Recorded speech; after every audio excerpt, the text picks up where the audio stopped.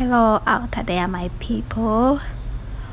Hello, welcome. Uyu munsi rero ntabwo twizimba mu magambo. Ikintu tugiye gutegura uburyo uteka amashu. Guys, hari ukuntu nyine tujya duteka amashu tukumva nyine ko ari bwo buryo nyine bwa nyabwo bwiza, ariko hari recipe zirenze. Ikintu cya mbere rero ukeneye ni karoti wakase, pavuro n'igitunguru wakase ndetse n'amashu ari ready. Wayakata mu buryo ushatse ubwo aribwo bwose, yaba manini yaba matoya, preference yawe aba ariyo ukoresha. Rero wamara kubikata byose wamaze kubitegura, nta kintu ukenera na amavuta wayahishije. Ayanjye yari yahiye cyane, ariko ni byiza yuko uyateka ku muriro mukeya.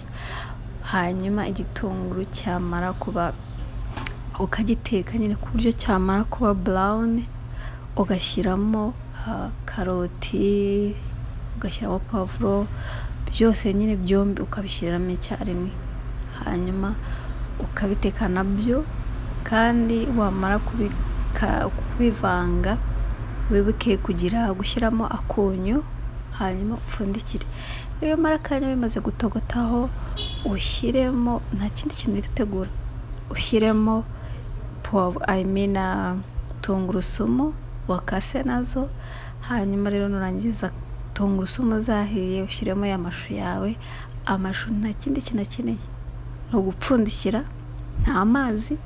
Wowe urapfundikira umwuka, akaba ari wo noneho umanura ya mashu. Urabona ko ngewe byasaga nkaho byuzuye, ariko amashu amaze kugira gukubitwa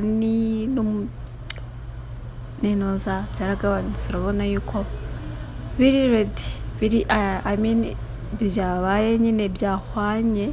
Hanyuma rero urakomeza ukavanga kugira ngo utaza gusanga ya ntuza yawe zashiririye. Hanyuma ugashyiramo inyanya nizo ingredients zisa nkaho arizo zijyamo bwa nyuma.